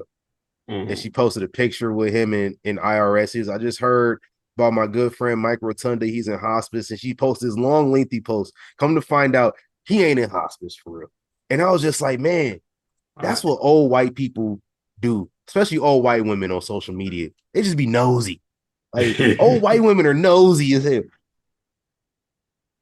It's a bad game of telephone when it comes to them. Yeah. And that's what it was. And I was just like, damn, you really had me thinking like I was feeling sad. I'm thinking like I'm immediately Bruh. thinking of Bo Dallas. I'm like, dog, Right. That's your brother and now your pops. I'm like, come to find out, pops is should be all right. Hopefully, yeah, knock on wood. Like he like doing good. like Like he it ain't gonna as bad as it was. he gonna be straight. Y'all just ugh. Damn. Yeah, I can't with y'all doing shit like that, man. It bugs me. And Barry most ultimately should know better. Right. That's what I'm Like you saying. actually in the family, fam. Like come on. You actually family, bro. No better. Anyway, man, what else we got? All right. So before we transition real quick, I got a little bonus one. This is funny because I read it and I had to bring it up. So Undertaker The was Undertaker. was having a chat and he talked about how he was at Whole Foods recently and he got in a car accident at Whole Foods. And I'm gonna just read this quote off real quick. Uh, Hey, so- that the Undertaker getting into a car accident at Whole Foods is funny. yeah, I'm not it gonna lie. is. It is. I ain't gonna lie. So Because it's like I don't know where I expected him to shop for his groceries, but it wasn't Whole Foods though. right. That's what I said. I said the same shit. Yeah. I'm gonna read this quote off. He says, You strike me as a Target guy. I don't even know if shit, I don't know. I'll tell you a funny No, no, no. I'm story. sorry. Michelle strikes me as a Target person. I feel he just go along. But now it makes sense. Michelle kind of strikes me as a Whole Food person I too. was about to say that. So Yeah, I can see that. But yeah, he said, I'll tell you a funny story about that because his I guess it's his truck. He says his truck's got a 4-inch lift on it, and it's got big 38-inch tires on it. So I love setting and they up spinning, there. nigga. They spinning. I love setting up there and being able to see everything. A couple weeks ago, I'm at Whole Foods. I went to buy some steaks. I was gonna go grill some steaks, and I backed into a spot at Whole Foods. I get in, throw steaks in the truck, and I pull out. The truck is so high that I didn't see the car next to me. I ran right over the front of this car. My back wheels ran right over the hood. And he said the owner of the car saw the whole thing. But instead of being angry, the fan was hyped. He was like, "Oh, you got to be shitting me here, man! I can't." He's like, obviously, obviously, I wasn't paying as much attention as I probably should, but I couldn't see because the car was lowered. He's at a monster that was kind of lowered to the ground some more. But nah, that's Hey, I don't care, bro. all I saw was Undertaker accident at Whole Foods, and I'm just like, talk to me about Hey, this shit. listen, Undertaker hit my car. I'm not. I'm gonna be kind of hype, but I ain't gonna be that hype. I'm gonna be like, I'm gonna be hype in the sense like, nigga, this the Undertaker. He got money. He can buy me a new Right. car. Facts. Because some people will just be fanned out and just be like, oh shit, and just accept the autograph or some shit, and they day with it Yeah, when they like fuck all that. like nah, bro. I'm sorry. I Like, like nah, you a regular person like me. You just be on TV. like we can get a picture together, but after that picture, I'm gonna need you to hook me up. Because not even that. Let's handle the business first, and then we can take a picture. You're right. Like, we handling business first. We getting all this, and then like once all that, we exchange information, get the insurances contacted, all that. Like, Facts. if we got to call the police for any reason, whatever. But like after that, then we could take a picture. Then I could be like, oh man, this shit happened. My car fucked up, but it was the Undertaker. We gonna be taken care of. Yeah, man. Like, other than that, we not doing that. I'm not fanning out over nobody. Now, unless like if Trish Stratus hit my car, then I might have to reconsider the things I'm talking about. Oh man, Nia Jax hit my car. We might have to reconsider. That's what I'm gonna hit one of those. Listen, you just do whatever you think is fair. That's all. You just whatever you think is fair. I'm gonna defer to you on this. What do you feel? What are you doing for dinner in this situation? just take me to dinner and we good. Like, you know what I'm saying? Like, we can clear all this shit up over like some steaks and some wine. You know what I'm saying? Like, I ain't really tripping like that. But Undertaker, pay up that bread, bro. You the Undertaker though. I know you got one. Hell yeah. That's all you had? Yeah. I got a couple more things. One thing doesn't really matter. This ain't even really wrestling related, but I'm gonna make it wrestling related. I seen a few weeks ago they announced a residency in Vegas for Cyndi Lauper at the Caesar Palace. I did peep that. And it is set to begin the week after WrestleMania 42. I'm just saying, it's perfect time. It's a perfect time to finally put this woman into the Hall of Fame. Right. We all know TKO loves their cross promotion with celebrities. And this is a cross promotion with the city of Las Vegas.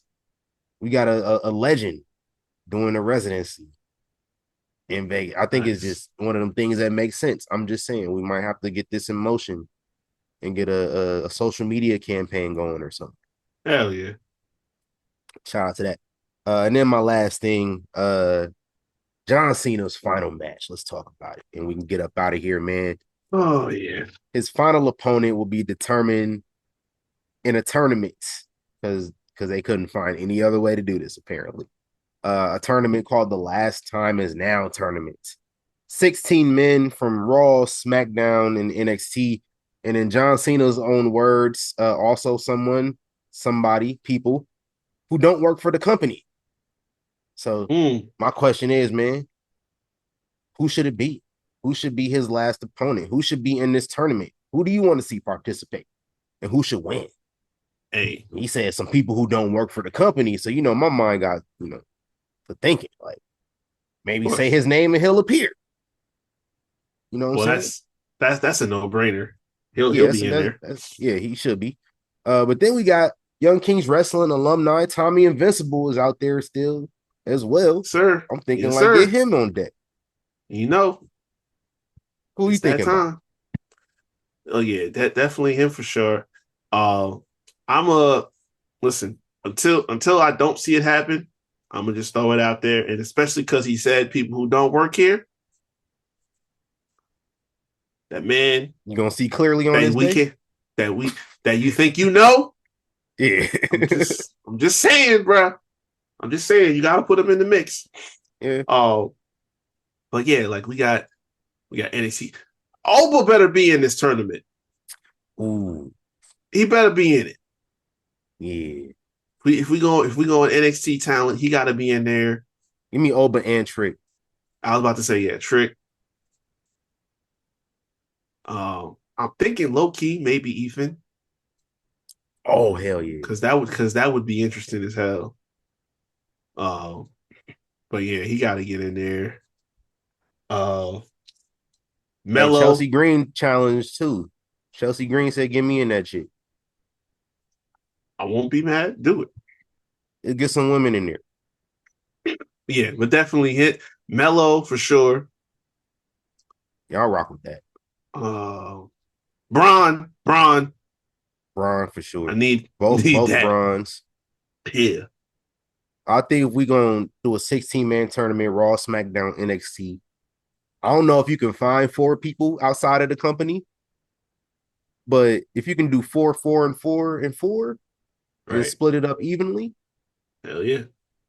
if not, maybe do 2 people from outside the company and then split up the others. However, I don't know how you split up 14 out of 3, but maybe like 5 from Raw,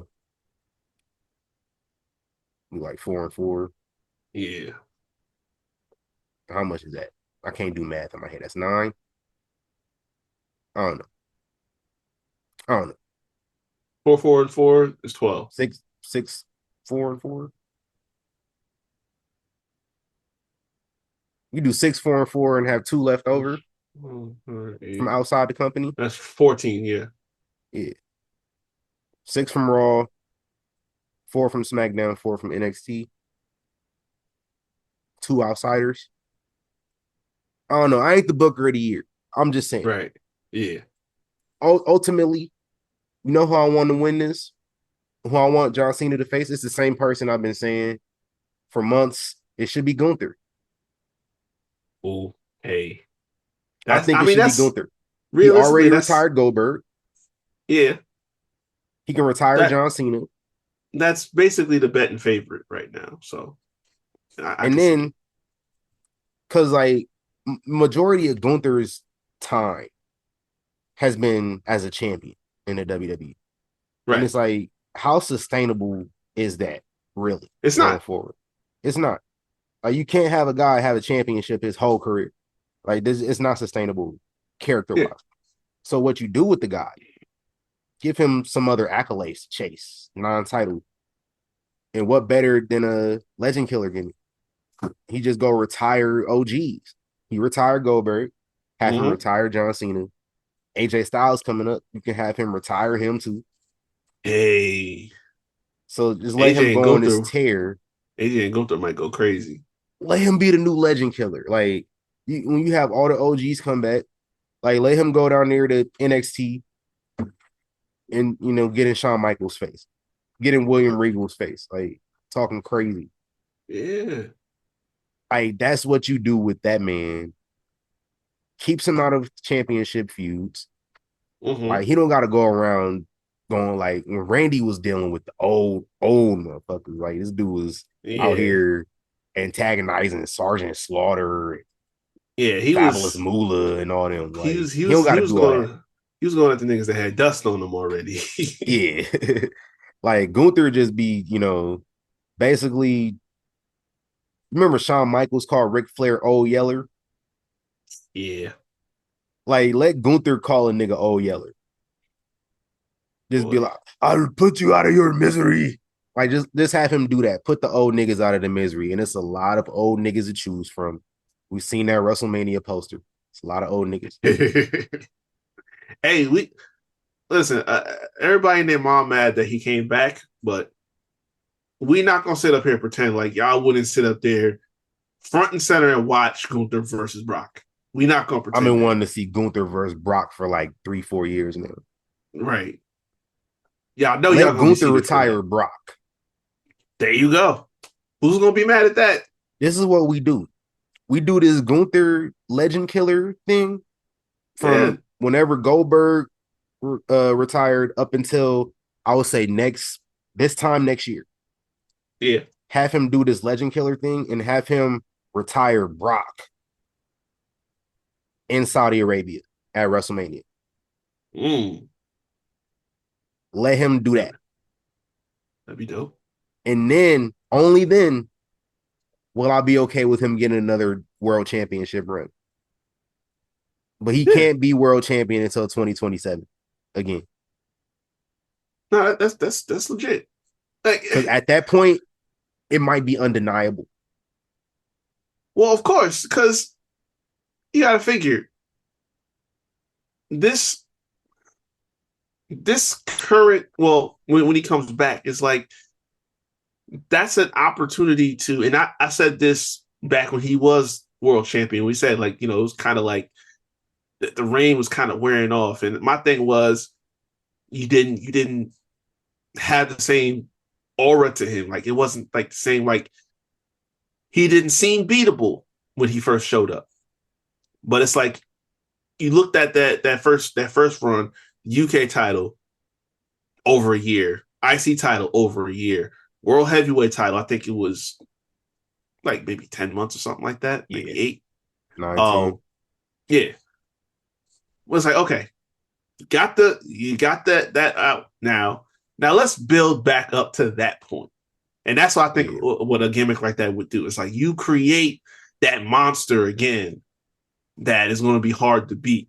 Because, I mean, it's always something you can rehab, but it's like when you take the L's like he did, the loss to Jay, you know what I'm saying? He taps out. And mind you, Ilya tapped him out too. So there's a story there. Yeah. So at some point they got to run that back, but that's a way you can my rebuild. Thing is like, it's probably my favorite thing about Gunther.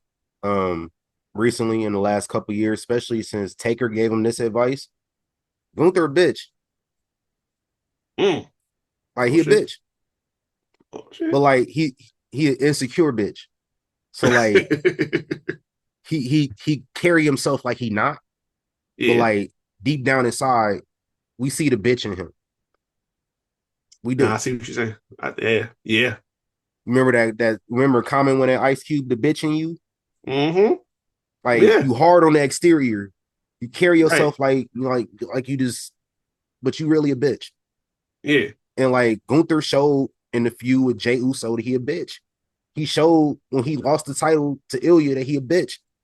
Like when his back is against the wall, who made him bleed? Was it Jay? No, it was Punk. Was it Punk who made him bleed? Yeah. He lost? Yeah. Right then and there when he bled, we saw immediately like, oh, he a bitch. And like now we know his weakness. So now we got that precedent set. That's on record. That had to be a vignette. Like we gotta replay that. Cause that was at SummerSlam. Y'all gotta replay that, the clips. And that's a vignette for him for when he come back. Hell yeah. Cause like really Gunther a bitch. it is good. It's good that he a bitch because like you can't have Gunther be what he was before we knew he was a bitch.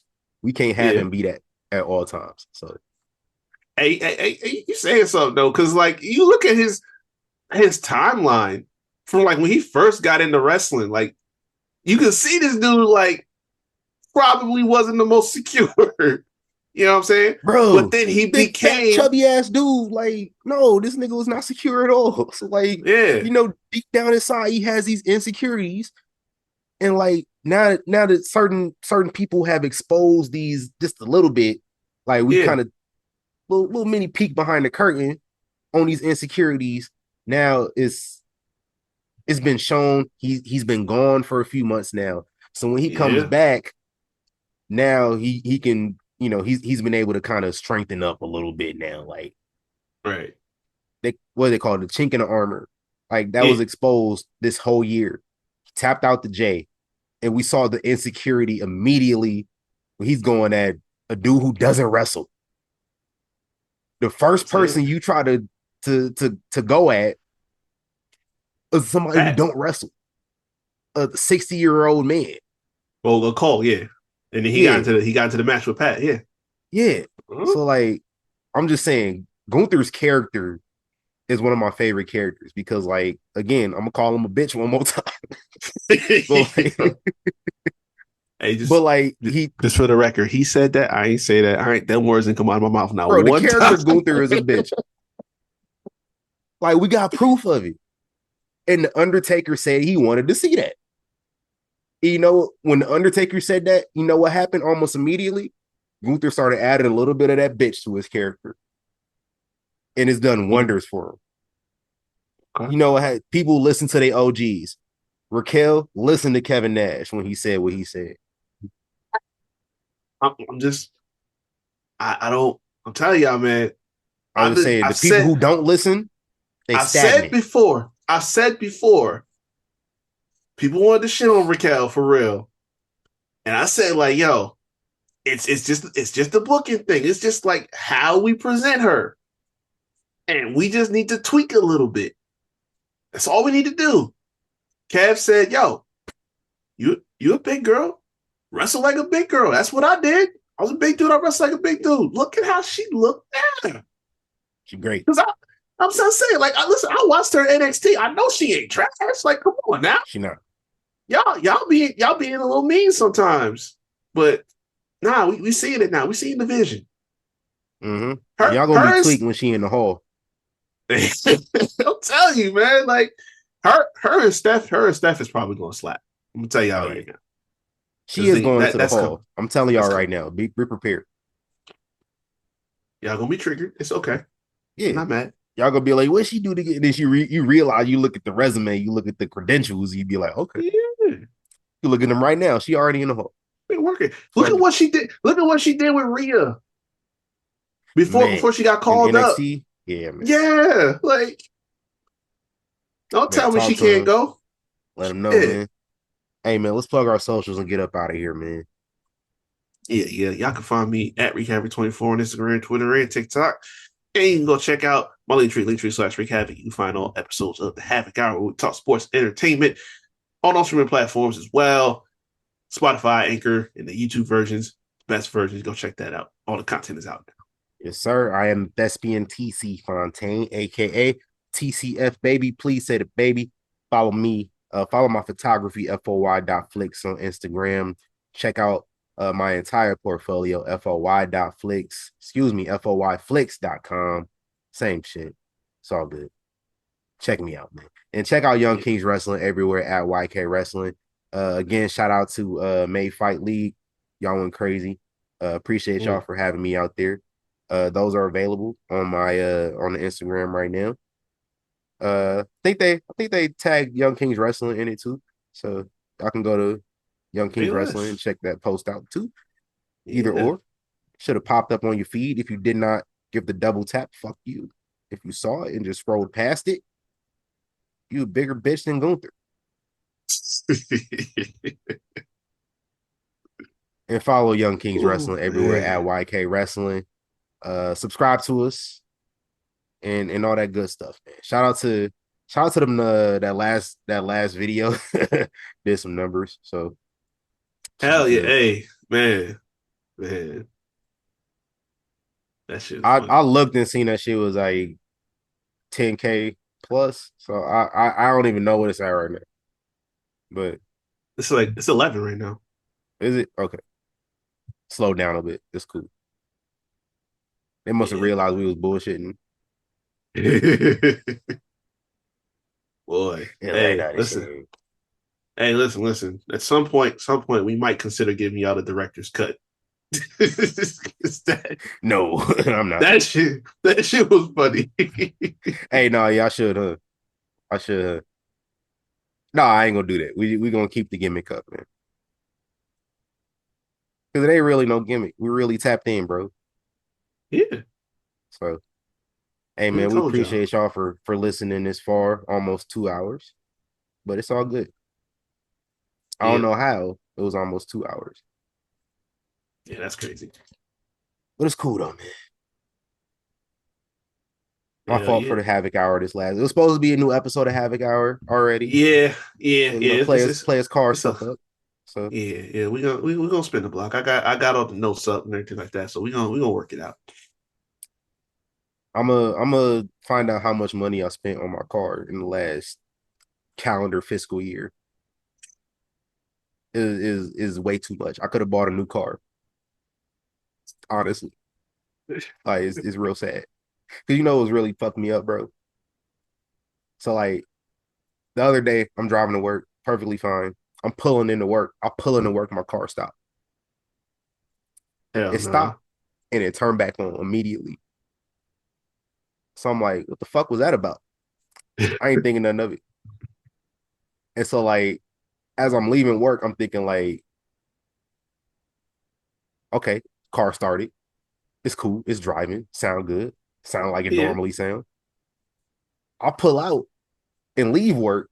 That shit stop again. Right outside. Right on the sidewalk. I said, this some bullshit, bro.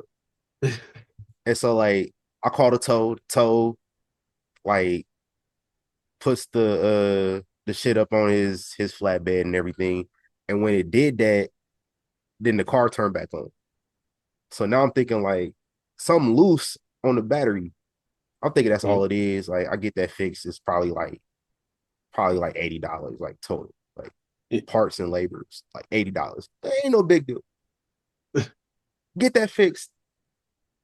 The moment I leave the mechanic, something else fuck up. Come on, man. I was hot. So I had to take that shit back. And it was something that was fucking up like a few months ago too. It was the same issue. I just spent way too much money on the car, but it's cool. Niggas out here, it's right before holiday season. I'm spending on it. I hopefully, knock on wood, that's it. But that's why there's no Havoc Hour, because niggas had car troubles all last week. Yeah, nah, I feel you though.